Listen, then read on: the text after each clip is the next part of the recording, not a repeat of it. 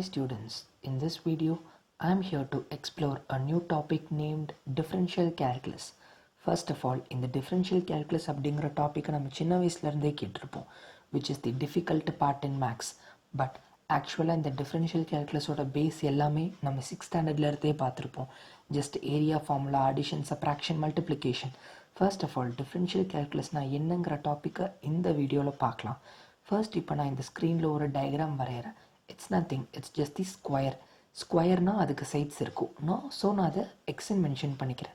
So எல்லா ஸ்கொயருக்கும் area இருக்கும். அந்த ஏரியாவை நான் ஒய்ன்னு மென்ஷன் பண்ணிக்கிறேன். So area of the square formula என்ன? 5th ஸ்டாண்டர்ட் போர்ஷன் இது. Area of the square that is equal to side into side square units. இங்கே நான் சைடை எக்ஸ்ன்னு கொடுத்துருக்கேன். ஸோ ஏரியாவை ஒய்ன்னு கொடுத்துருக்கேன். So y area that is equal to x into x, x square. அதுதான் இங்கே நான் ரீப்ளேஸ் பண்ணியிருக்கேன். நெக்ஸ்ட்டு இப்போ நான் இந்த டயக்ராமில் ஒரு குட்டி ஆல்ட்ரேஷன் பண்ணுறேன். எக்ஸை நான் இன்க்ரீஸ் பண்ணி டிஎக்ஸாக மாற்றுறேன். அங்கே இருக்கிற எக்ஸை நான் இன்க்ரீஸ் பண்ணி டிஎக்ஸாக மாற்றுறேன். ஸோ இங்கே எக்ஸுங்கிறது டிஎக்ஸாக மாறி இருக்கு. இதுக்காக தான் எவ்வளோ மாறி இருக்குன்னு கண்டுபிடிக்கிறதுக்கு தான் டிஃப்ரென்ஷியல் கேல்குலஸ் ஹெல்ப் ஆகுது.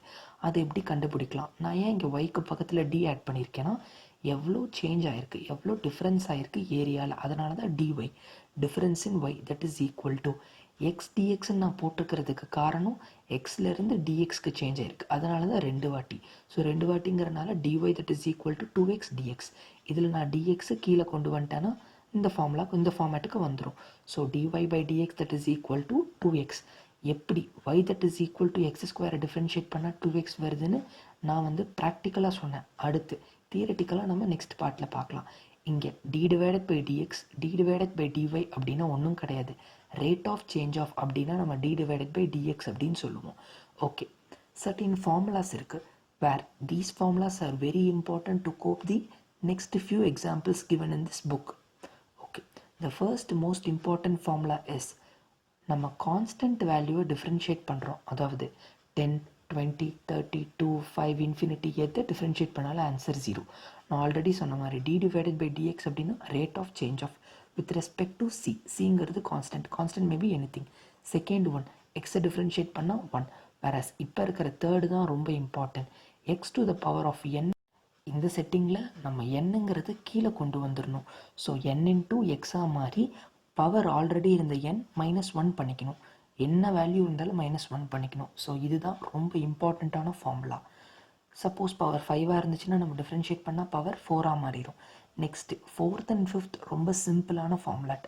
வேறஸ் u + v ஃபார்மேட், அதாவது a + b ஆர் 1 + 2 3 + 4 இப்படி இருந்துச்சுன்னா ஜஸ்ட்டு செப்பரேட் பண்ணிடணும். அந்த டிஃப்ரென்ஷியேட் மொத்த டுகெதராக இருக்கிற டிஃப்ரென்ஷியேட்டை நம்ம இண்டிவிஜுவல் டிஃப்ரென்சியேஷன் ஃபார்முலாக்கு செப்பரேட் பண்ணிடணும். ஆஸ் யூஷுவல் u + v இருக்குது. நம்ம இப்போ u - vனா டிஃப்ரென்சியேஷன் ஆஃப் uவை பண்ணிவிட்டு மைனஸ் சைன் போட்டுட்டு டிஃப்ரென்சியேஷன் ஆஃப் v பண்ணணும். These are few difference. Already நான் y that is equal to X square எப்படி சேஞ்ச் ஆச்சுன்னு நான் லாஸ்ட் பேஜில் காமிச்சேன். நான் அதை ஃபார்முலா மெத்தடில் பார்க்கணும்.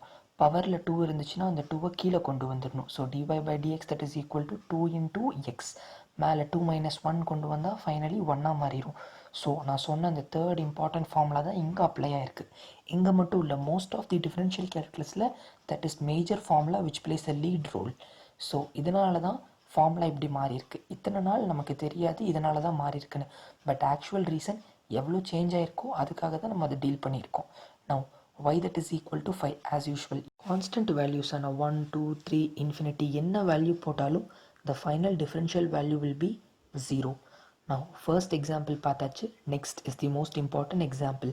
So 2x cube as per formula method dy by dx that is equal to 3 கீழே இறங்கி 3 into 2 6 மாறி multiplication sign apply ஆகி x into power already -1 பண்ணிடணும். So 3 - 1 will be 2. So the final differential value will be 6x square. Finally இவ்வளோதான் differential calculus. இந்த basic concepts clear understand பண்ணிட்டோன்னா further sums will be very easy. Hence thank you.